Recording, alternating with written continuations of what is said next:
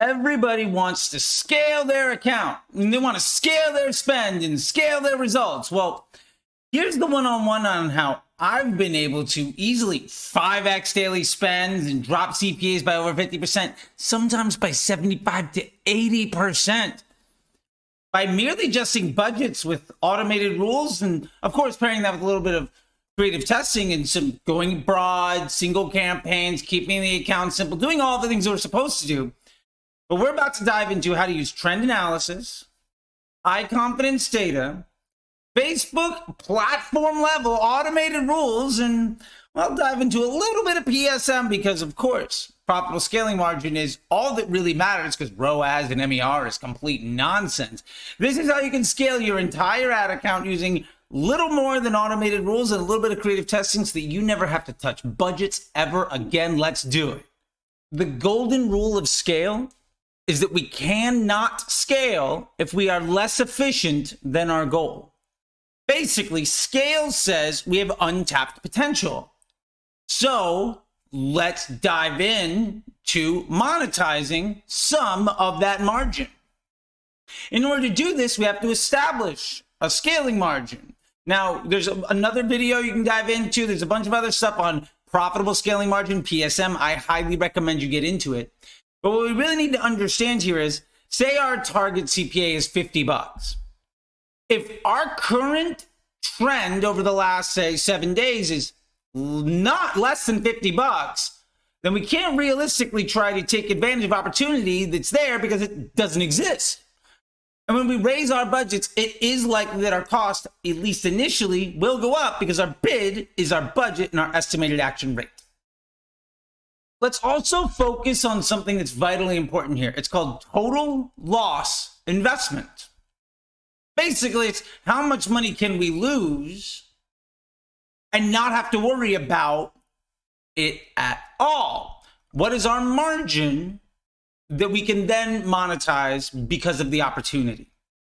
Let me give you an example. If our goal is, say, a $50 CPA and our trailing 7-day CPA is $45, meaning over the last we hit last 7 days, our CPA is $45, we know that we could add 10% to our budget. We could have spent 10% more, and if we got no more sales at all, we'd still be at $49.50, which is less than our target of $50. So our total loss investment opportunity is 10%. So using this number, also knowing that we're going to get incremental lift on other channels, this is the foundation of how we begin to scale. So let's go over an example of dynamic performance gate scaling. Now, performance gate scaling, for what it's worth, is the industry standard on how you use automated rules to scale your account. I wrote this up in case studies and ebooks a couple years ago, and it's literally been used by advertisers around the world to generate dozens, if not at this point, a couple $100 million in revenue without ever actually having to manually touch your budgets ever again. Now, when we get to nomenclature, I'm a big fan of this.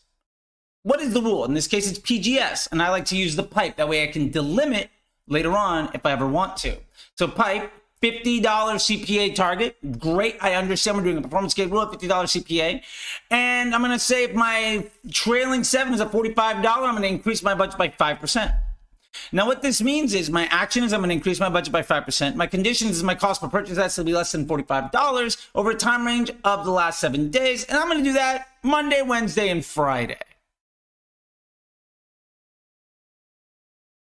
Now, when you're looking at this, what we have to remember is that it's a really stupid easy win when you make small improvements on a consistent basis with the margin for failure being allowed. Now, if we have a 10% margin for failure, right, we're at 45, and if we added 10%, that's 49.5, and our target is actually 50, so we've got some room. When we increase by only 5%, well, we have a very low risk. Now, if we do that several times a week, well, compounding interest is going to massively grow our daily spend in an extraordinarily projectable and stable and reliable way, where we're never going to have to worry about the audience game and the bidding game and the hacking game and all of this other noise and nonsense from folks that honestly never really focused on high confidence, low risk moves as the foundation of their business. Charlie don't surf. right? You may have heard this before, and we're going to dive into it right now. We're going to, instead of trying to surf daily results and try to get a 2x or a 3x spend today, which will inevitably set our entire ad account on fire, destroy our good ads, make it start over next week or next month, and basically repeat the cycle over and over and over again of super high workload, super high stress load, super low confidence, and basically saying, well, the CPMs continue to rise because we're disrespecting Facebook as a business model. And instead, we're going to rely on compounding value. That little 5%, well, if you do that all the time, in a matter of a month or two, you might have that 2x daily spend be your every single day. Basically, what you can work really, really hard to rip out your hair and set fire to the entire ad account and start all over and over and over again, your best day would be worse than your normal day if you put compounding value over surfing as your primary objective. Now, the other side of scaling is also, let's reduce the CPA, right? If we can become more efficient, we get cheaper results, that means we get more results, right? It's actually far easier to reduce your cost per result by 10% than it is to spend 10% more at the same level of efficiency. And if you dive deeper into the unit economics, it's actually better for your business to do that as well. Cash flow concerns, etc. So why don't we use automated rules to cost average our way down and become more and more efficient? Because remember, Facebook's ultimately seeing what we're doing and try to repeat that. So if we can reduce our average costs, our next day on average will be a little bit better. We can do this auto magically and eliminate all of our bad investments. Let's say we have 5 ads in our control ad set. Control ad set. Remember, we're not doing scaling campaigns and test campaigns.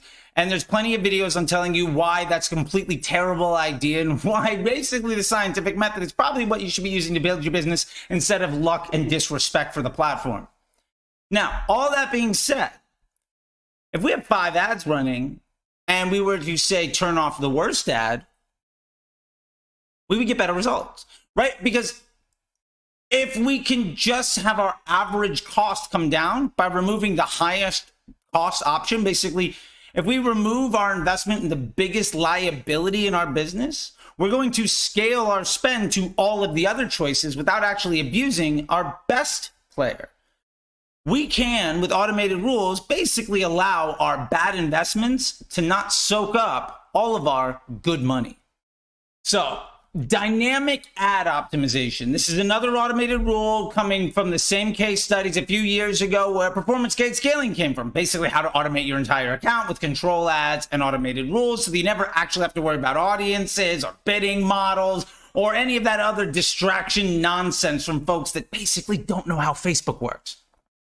So let's go over how this rule looks. Again, what's the name of the rule? It's a DAO, dynamic ad optimization. What's our metric? $50 CPA target. Awesome. So what's our condition? We're going to say $55 trailing 7 at, say, 10 times the CPA. We're just going to turn the ad off. Got it. So our actions, we're going to turn off the ads. Our conditions is spend is over $500, which remember, 10 times our $50 CPA. And our cost per purchase is over $55. So once you spend over $500 and you're over $55, we're going to kill it.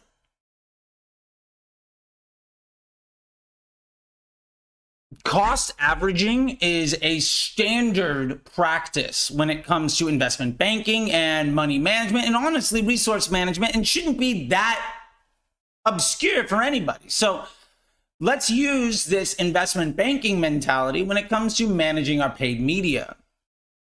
What that means is rather than trying to scale our good ads and having really inconsistent results by basically saying, hey, you were really good for me yesterday. I'm going to make you do all the work for my entire business. Oh, it didn't work out well for you and you died. I'm going to fire you and hire somebody else and abuse them. If you're abusing your best employees as standard of practice, when you fail, it's probably not Facebook's fault. It's not your employee's fault.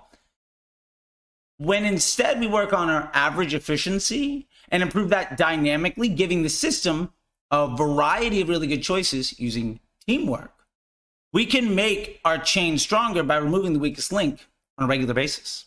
Now, these are just two very, very easy examples of how you can execute your account to basically be optimized and grow on a dynamic basis without you ever having to do many things other than just work on your creative testing inside of your single campaign to rule them all, which again, one campaign to rule them all strategy here. We are relying on being a good business partner to Facebook. We're not hacking the machine. We're not trying to be smarter than it. We're not working really, really hard to get worse and worse results and then try to boost our ego at the expense of building a business. And we don't care about any of that stuff anymore. We're not going down those rabbit holes of everybody else that doesn't know how Facebook works and how they want to look smart. No, instead, we're going to focus on 4 primary facts. Number 1, audiences don't matter. Number 2, simpler machines are easier to improve. Number 3, more data in fewer places means you have a more powerful, better system. And lastly, long-term success is infinitely more important than a short-term win.